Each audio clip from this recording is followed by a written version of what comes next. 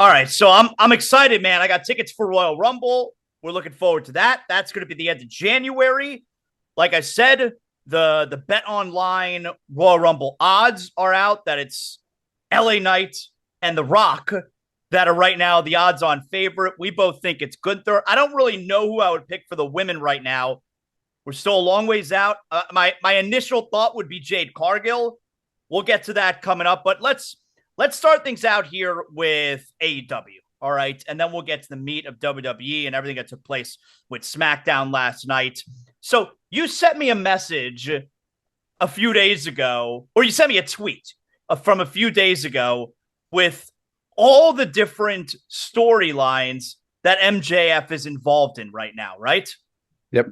Well, actually, and it wasn't even all of them. It was a handful of them, and it didn't even include Adam Cole and Roderick Strong's stuff, because Adam Cole technically is sort of out of the picture while he's getting his surgery. I'll tell you, they really lost a lot of steam with the Adam Cole MJF stuff because of this injury. Like, it feels like that's so far on the back burner, all the MJF Adam Cole stuff now. You know what? I think, though, that they've done a pretty brilliant job of keeping Adam Cole relevant, keeping the Kingdom and Roderick Strong part of it, especially if, like, they're the vignette. So they've been doing these vignettes at Roderick Strong's house that just get weirder and weirder, you know, where Roderick Strong won't let Adam Cole leave because he's guilting him because he's trying to make Adam Cole prove that he's still his friend. And you saw what he said this week, where Roderick Strong said, I know how to get my friend back. I have to be nice to Max. Well, you know what I've noticed, which is an interesting turn for AEW. So you have the MJF, you have the Adam Cole, Roderick Strong stuff. And then you also have these vignettes they've been doing with MJF and with the Acclaimed, right?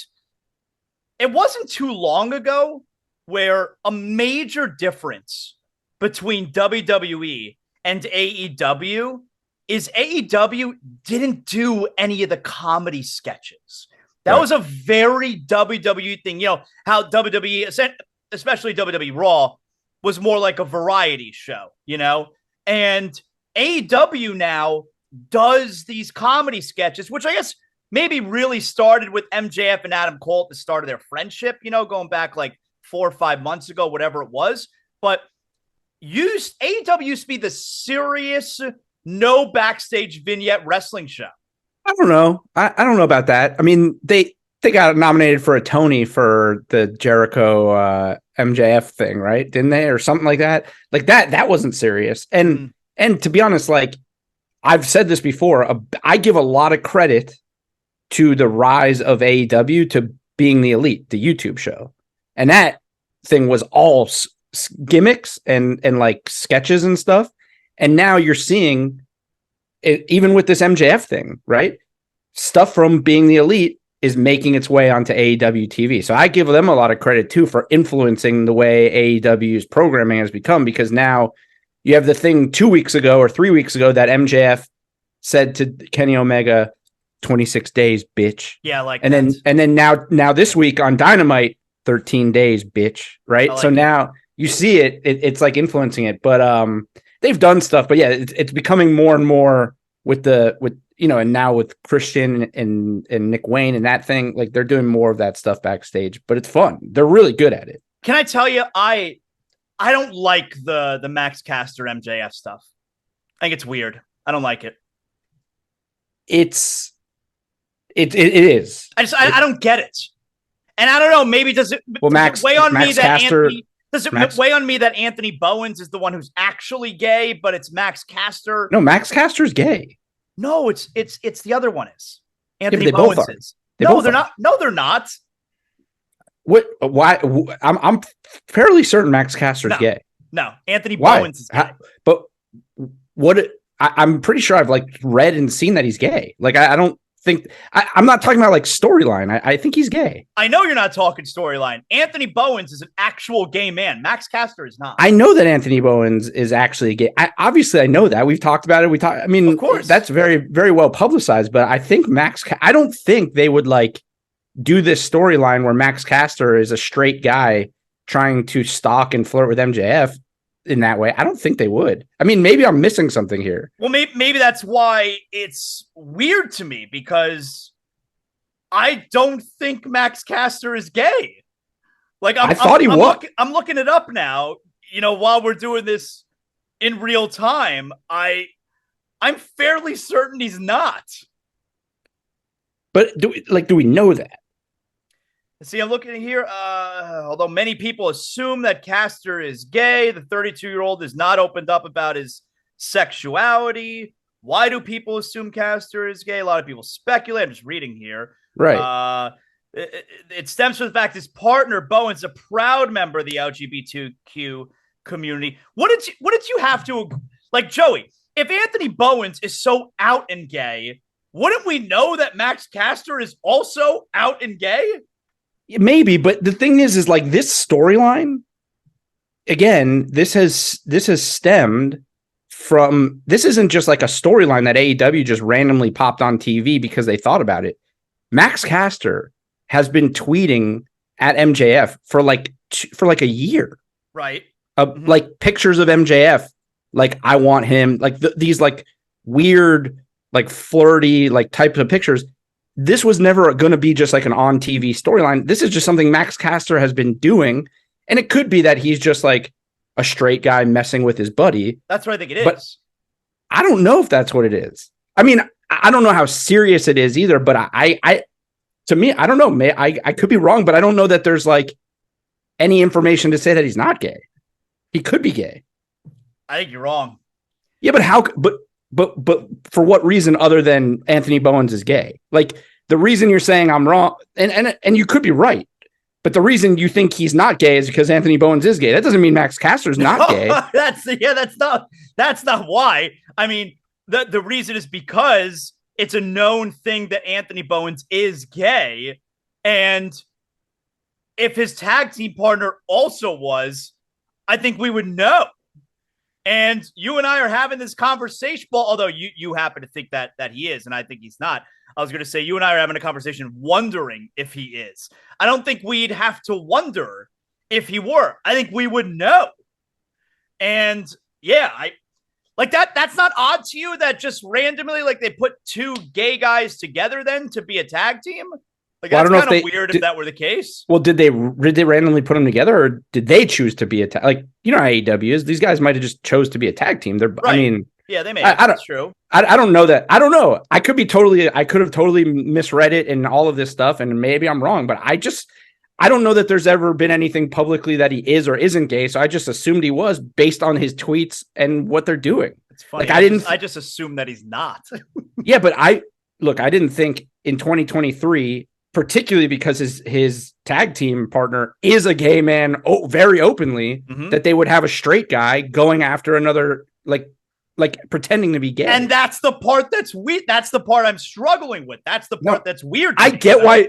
And I get why you're struggling with that, because you assumed he was straight. I wasn't struggling with it because I assumed he was gay. That's where the disconnect is. But here's the thing. Okay, so now I'm wondering. Okay. Would it have made more sense then? Let's say he's not gay. Would it have made more sense then for Anthony Bowens to do it because he is gay?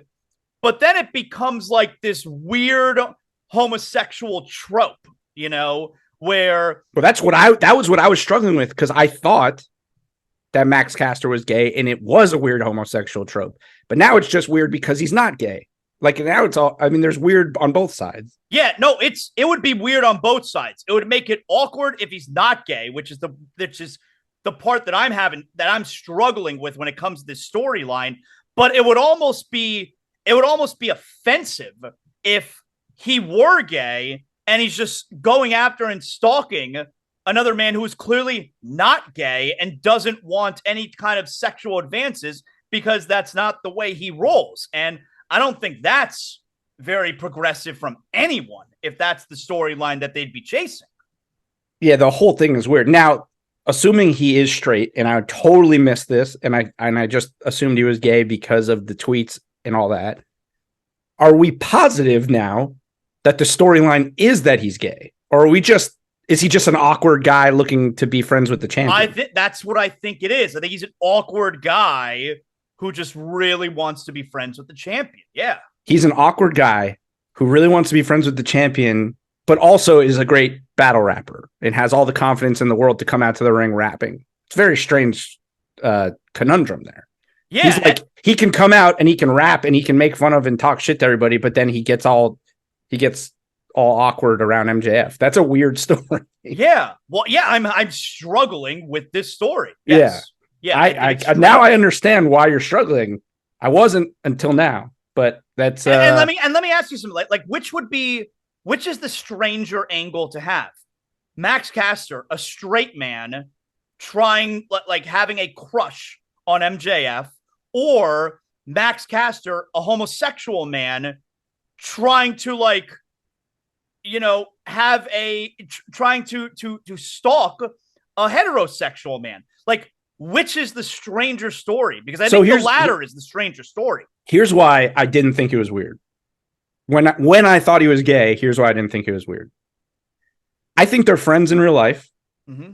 And I thought he was gay, and he just made these jokes to MJF just to rib him online, which I don't think is weird. Straight or like, you know, a straight guy making those jokes publicly, it's a little weird. A gay, if you have a friend, like if I'm gay and I'm just making jokes to you like, oh, Zaz, hey Zaz, whatever on Twitter, but we're friends and we're in on the joke. Mm-hmm. That's not that weird. Right. And then if we're in on the joke on TV, it's also not that weird. Right. But putting it on television for millions of people to watch and having this stigma that gay men are still going to try and get with non-gay guys, that's not exactly a great angle to take. Like that's a very caveman way of thinking that all gay men want to hit on you even if you're not gay. And that would be but he's not hitting but I don't think that's that. I don't know that I would have assumed that either, because he's not like I think walking some people around could assume it. Right, I guess, but like he's not walking around the whole roster just hitting on dudes. He has a very specific guy, you know. Right. I mean, you and I are progressive enough to realize that is not what happens. Not all gay men want to have sex with all men, whether they're gay or not. But there are plenty of cavemen who watch wrestling who will look at that and be like, wow, you see, this is why I don't like gay dudes. They're always going to want to fuck me, you know? Yeah. And so I think that's the worst storyline. It's one of the reasons why, I think he's heterosexual. Max Caster. Yeah, I guess he is. But I don't know that there's any real public information to one way or the other. Well, yeah, it's weird. Like I Google it and it seems to be very ambiguous. Like no one seems to know. Yeah, and the only people who are discussing it on the internet are like random bloggers who don't probably know shit anyways. So, I mean, look, I guess what would help, and this is where I will say this is another place where AEW tends to get themselves not in trouble, like actual trouble, but storyline trouble, because they take these things that happen on Twitter or on Being the Elite, and then they just shove them into a storyline on TV. Mm-hmm. 99% of people are not watching or not following Max Caster and MJF on Twitter, or they're not watching Being the Elite. So now, like, I've seen all the tweets and I've seen all the stuff with MJF and Max Caster, and I know that there's a long backstory to what's going on here. Mm-hmm. But now people are just like, why is Max Caster massaging MJF on TV? What's happening? Like there's not really like, they don't explain the backstory of it. They just throw it on there. Yeah. So like I'm on Max Caster's Instagram here, and man, like he seems to keep the personal life really close to the vest, because there is nothing here outside of everything being wrestling related. Yeah. Hey, he's living the gimmick. Yeah. He's keeping kayfabe alive. Good for him. Yeah. But outside of this, I just want to say, like, I have a question. In all the years that you've watched wrestling, mm-hmm. we know that everyone's goal, like, is to be the champion. Yep. As long as I can remember, I don't remember the last time. When was the last time that a champion in any company had more than one feud at a time? Like, what's happening now with MJF is crazy. Like, he is an absolute workhorse in terms of storylines in the company. He's got this weird thing with the Acclaimed. Yep. He's obviously fighting Jay White. He's also going to fight Juice Robinson, who won the Dynamite Diamond Ring Battle Royal. Yep. So he's got this whole thing with Bullet Club Gold. He has Adam Cole and the Kingdom now that Roddy's going to come back and be on TV. And now he's got Wardlow. He's got Wardlow coming after him too. But it's awesome. It's cool. It's cool. I don't remember a situation. But you know what? That's kind of how it should be, right? Like, just because there are multiple belts to go after doesn't mean everyone shouldn't be going after the champion. Everyone should be gunning for the champ. He is the champion, Yep. and he's you know what? He's 26 years old. He should be on every show, and he should be flying everywhere, and he should be doing everything. Yep. He's awesome. It's really great. It's really, really good. And you know what I think is going to happen, by the way? And you know, I think they're going to tie a lot of this together. They've been saying, you know, the Jay White's whole thing is like, you don't have any friends right now. Adam Cole's hurt. You don't have any friends. And I think the Acclaim want to be his friends, and he doesn't want them. Oh, that's cool. Yeah, I like that. And I think the Kingdom are going to come back, and they're going to try to be his friends because they want to get on Adam Cole's good side. And I think we're going to get Kingdom versus the Acclaimed to see who gets to be MJF's friends and help him against the Bullet Club. But I like the idea of the Acclaimed, of him needing the Acclaimed, even though he's got this uncomfortable relationship with Max Caster. I like the idea that they're going to help him. I think that's cool. I think he kind of said, I don't remember exactly, but I think Caster said that to MJF this week on Dynamite. And then MJF walked away again, and Billy Gunn was just like, "You're trying too hard, man. You're trying too hard." No, he walked away, and Billy Gunn goes, "Man, he's such a scumbag." Yeah. But I mean, I think, but the Kingdom will be involved in this, though. Like, I think Roderick Strong's going to come back, try to get on MJF's good side until Adam Cole comes back. And so there's going to be all these guys are all going to get involved with each other in some way. Maybe it'll be the Kingdom versus Bullet Club Gold to prove their worth to MJF, like something like that. Mm-hmm. And then I don't know. I love that Wardlow's involved now because he's awesome, but I don't know where he fits into all of it because there are so many people involved with MJF. You're not happy with something. And then the Kenny Omega thing. I mean, and he's still going to fight Kenny Omega in like a week or two. So you're not happy with something that happened with Christian Cage this week, right? I didn't like the segment. I thought it was. I love the backstage thing with Nick Wayne. The Nick Wayne and his mom. I thought it was terrible. Yeah, I didn't think it was good. I have a hard time with Nick Wayne. I don't know. The only thing I like about it is that they don't refer to Nick Wayne's mom by her name. They just call her Nick Wayne's mom, which I like. I think that's funny. They've never actually said Nick Wayne's mom and whatever her name is. What did Christian mean when he said to her, "You should have picked up the phone"? I don't really. I'm sure there's something I'm sure that's a reference to something. I'm sure it is. Yeah. I think that might be a reference to Christian trying to like get with his mom. Okay. I think that might be what it is. Okay. Maybe. Because then if Christian got with his mom, then she would still be on Christian's good side. And then, you know, so she'd be on Nick Wayne's good side. Okay. But I do like that Christian is now his father. I wish they would just come out and say that he's his father. Instead of giving him guidance, I wish he would just say that he is his father. Well, he did.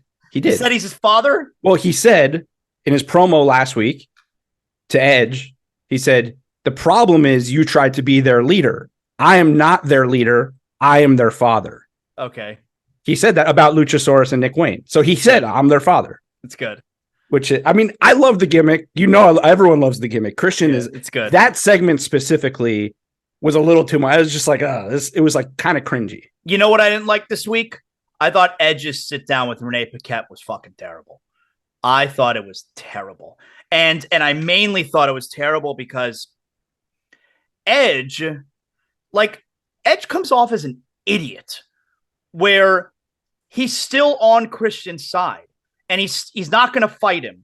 And he is waiting for when Luchasaurus is going to turn his back on Christian, and then he's going to be there to help pick him up. Like, is Edge not seeing everything that's happening here and that Christian's a real piece of shit?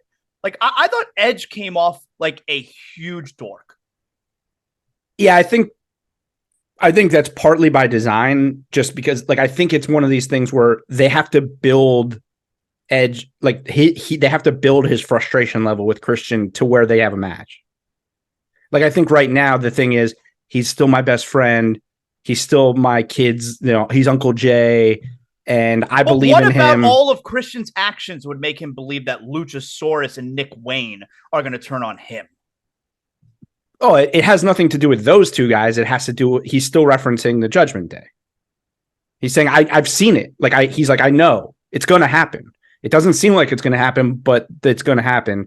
And eventually, maybe it will happen. But I think it's more just like he's going to, I believe in Christian. I believe in Christian. I believe in Christian until he snaps. And now they have to fight because it's got to be leading to them fighting. Yeah. Eventually. I thought it was lame. I thought Edge comes off like a huge dork. I think you know what? I think they should get to the Christian match sooner than later because the momentum's already wearing off. Like I don't even, to be honest, maybe it was a graphic. Maybe somebody made a fake graphic because I have a hard time believing that tonight on Collision, Edge is fighting Minoru Suzuki. Like I saw that here in our show notes. Like I didn't even know anything about that. But I've seen it floating around Twitter and I hope I'm wrong. And maybe I got because I have got recently because that's just all people do now is fake shit. Mm-hmm. Like fake graphics and stuff. But if Edge is fighting Minoru Suzuki on Collision, like what is this that's what you brought Edge in for? Mm-hmm.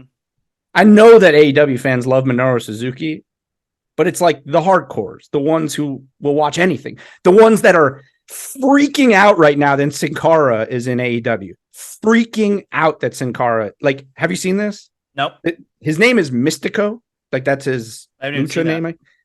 He wrestled last night, or he made on Rampage, I believe. Everyone's talking about, look at what WWE could if they would have given him a chance, and this is what great. Look at how great he is. They would have given him a chance. What? I mean, everyone's freaking out. That's like SmackDown last night. There wasn't an empty seat in the building. If they gave Sin Cara a chance, the thing with I still, it's like Tony Khan. To me, it's like he can't get out of his own way with the booking decisions where it's like he's still booking the show that he wanted to see as a teenager instead of like allowing and promote. He should be promoting the shit out of all of the MJF stuff. He should be promoting the Bullet Club. He should be instead. I'm announcing a dream match on Rampage for Collision. Bryan Danielson versus Andrade. Awesome. So that's your comeback to WWE announcing Roman Reigns versus LA Knight is Bryan Danielson versus Andrade. No one cares. I'm not watching Collision because of that. There's got to be a part of Edge where, and I know a lot is made of the crowds at the AEW shows, but there's got to be a part of Edge where it's like, man, SmackDown last night, and it can't be by accident how many times WWE shows the wide shot of that arena last night. I mean, it was a legit sellout. 14,000 people packed to the gills. And at AEW, I mean, Sting's making his retirement announcement to a completely empty side of the arena. Yep. Like there's got to be a part of Edge where it's like, man, do you think Edge knew this going in? That he must have had an idea. I don't know, man, but it's hard to watch. I mean, I think it's easy to get captivated by Wembley Stadium and all that stuff, but man, that was quite an anomaly. And that was also because the UK doesn't get shows that often. So of course they're going to come out. They're rabid fans. The Sting thing, I thought Sting's promo was weird too, man. I thought it fell a bit flat, if I gotta be honest with you. Well, Sting in AEW has done absolutely zero for me. Like from the beginning of his run in AEW. I see people tweeting like, I feel so bad that Sting has to announce his retirement in front of this crowd. I don't. He should have retired 20 years ago. I mean, he's 70 years old. Like he doesn't 64. need whatever. He doesn't need to. Why? And also, why is he going on it's like a retirement tour until Revolution.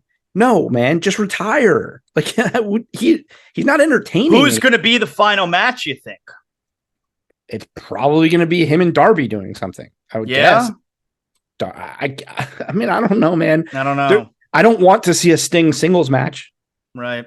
Like a retirement match should have some type of legacy behind it. And the last thing you need is Sting going one-on-one against anybody. He can't do a match. Yeah. He's 64 years old. Yeah. I thought the promo fell very flat. The one thing for certain, with Sting is nothing's for certain. This is certain. And like there was no reaction, and I thought it felt very flat. It's not. It's the issue I've had with AEW from the beginning, which is they have so much good stuff. They have so much good stuff, and I'm going to keep mentioning MJF because he's incredible. He's arguably the best in the entire sport right now, and that's including Roman Reigns. But if AEW was this big company and they really knew what they were doing, MJF would be a crossover star already. Like, he would be a mainstream known person. He's that good, and he is carrying really half of both shows on his back as a 26-year-old. Like, this guy should be a megastar, but we're giving 10 minutes of mic time in a 2-hour show to a 64-year-old to announce that he's wrestling in 6 months. All right, so it's like, come on. All right, so it's a good place for us to cross over here to WWE. So Jade Cargill this week. Jade Cargill was face-to-face with Becky Lynch. So she was face-to-face with Charlotte. She was face-to-face with Becky Lynch now. And which of course she's staring at that NXT title on her shoulder. It feels, and by the way, with Bianca returning last night, WWE, the women's division, feels like you're getting the addition of Jade, you're getting the addition of Bianca. It feels like they're getting a major boost lately, that women's division. Yeah. And Jade also she posted a picture either on Instagram or Twitter at, I think, WWE headquarters in front of like red and black and like basically teasing that she was going to Raw. But they're doing a good job of like not really letting you know what's going to happen with her right now. Yeah. So last night, and by the way, not just that part of the injection for the women's division, right? But also a fatal 5-way at Crown Jewel for Rhea. Yeah. So what do we know about Crown Jewel so far? It's Rhea defending in a fatal 5-way against Raquel Rodriguez, against Nia Jax, Baszler, and what's her name? Trish's partner. Oh, Zoe Stark. Zoe Stark. Okay. Yeah. All right. That's going to be awesome, but it's cool. I mean, Rhea's going to win. I think she's going to lose. What? Really? I just have this feeling that Nia Jax is going to win. No, Rhea wins. They're finally dedicated to her fighting and having feuds. I have this weird feeling Nia's going to win. I mean, if she were to lose, this is the way, I guess, because you could easily get out of it without her taking the pin. But Isn't it so much more meaningful for whoever takes the belt from her to actually pin her? Yes. No, I don't know. I mean, to be honest, the run has been bad. So like, but it feels like it's getting a second win now. Right. But I think like, I think sort of like if she was to lose here and even if she wasn't pinned, you could just like, look, now she's been a champion and this run is just forgetful. And then the next run is the great run. Like they have sort of ruined, not her run with the Judgment Day stuff's been good, but like her run as champion has been very forgettable. Mm-hmm. So if you just take the belt off of her now, people will kind of just forget that she was the champion and she'll still be a badass. No, she could work her way back to the title. I think she's winning. And we also imagine if Nia Jax wins and then Jade Cargill comes out. No, but I hate that shit where the new person debuts and is immediately thrust into title contention. I hate that shit. But the way they're building her, face-to-face with Charlotte, face-to-face with Becky. Good, but you still got to win a few matches before you get a title shot. Meeting with Triple H, meeting with Shawn Michaels, all this stuff. Where do you go with her? Have her win a few matches first. Against who? Anyone. Win a few matches first. Yeah. Like establish that you're in title contention. It was like John Cena last week where he wasn't going to challenge Roman Reigns because he said he hadn't earned it. She hasn't earned shit. John Cena's a huge name. You don't just get unless your name's Goldberg, you don't get a title shot immediately when you show up, you know? Goldberg does get title shots. By the way, how about this? So I was watching NXT this week and all of us thought when they copyrighted the name Jada Parker that they were going to change Jade's name to Jada Parker. That's one of the wrestlers in the breakout tournament. Yeah. Stupid. We all thought that was going to be a name that they were going to give Jade Cargill. So it's definitely never under consideration to change her name. It's the internet just doing what the internet does. So stupid. Yeah. Anyway, So Judgment Day wins back the. So what else do we know for Crown Jewel? We got the 5-way for the World Championship, Women's World Championship, and we have Logan Paul versus Rey Mysterio for the U.S. title. Logan Paul is going to win. He is Logan's going to win that U.S. title. Logan's promo on SmackDown. This guy's good. Yeah, he's amazing. But the promo though, like we know how good he is in the ring. That promo he cut on SmackDown was awesome. That's better than most of the roster can do. Yep, he's awesome. Well, it would make sense. I mean, shit, he's on he's in front of a microphone every day. He should be a good promo. I know, but sometimes guys like that, even when they're in front of a mic every day, can come off a little cringy. I didn't cringe. Like this was. I don't know if it was written or off the top. Either way, it was very good. That show is 2 weeks from today. He is going to win, and the main event we know is they're giving it to us, man. Roman Reigns versus LA Knight. Yep, LA Knight is not winning that title in Riyadh. That's for sure. So I just wonder where they go from there after Roman beats LA Knight. Well, by the way, to your point about BetOnline's odds being LA Knight as the leader, he's going to lose to Roman, so it would make sense for him to potentially win the Rumble to get him back towards the top of the card again. Because imagine you get Cody and LA Knight in the Rumble last two. Be good. Yeah, that would be crazy. That'd be good. With Roman, I don't know. I mean, I guess you got to do something at Survivor Series, right? Like, doesn't he have to fight it? But it's got to be like a bloodline. Yeah, it's going to be. It seems like we're headed toward Jay versus Jimmy. I mean, with Jay showing up last night, which leads me to exactly what I thought. We are 1,000% getting War Games, Adam Pearce's crew versus Nick Aldis' crew. That is a done deal. Yeah, but you know what? I think Nick Aldis' crew might be the bloodline. Yeah, maybe he's trying to win. Yeah, I think that's what it is, because Adam Pearce's crew is definitely going to be Jay, Cody. Well, I don't know who their crew is now. Because KO's gone. KO's on SmackDown. Sammy looks like he's turning heel potentially. Can you imagine Sammy helping the bloodline again in a War Games match? I don't know. Yeah, interesting. I guess Pierce's crew could be Judgment Day. Yeah, I think Judgment Day is in War Games, but I thought we were going to get a Raw version of War Games. So maybe, like, I originally thought we were going to get a traditional Survivor Series match, Adam Pearce's crew versus Nick Aldis' crew. We could get both. But Adam Pearce, when he was kicked out of the arena, he told Nick Aldis, let the games begin. Yeah. I mean, it feels like we're getting War Games then. But can we get both, right?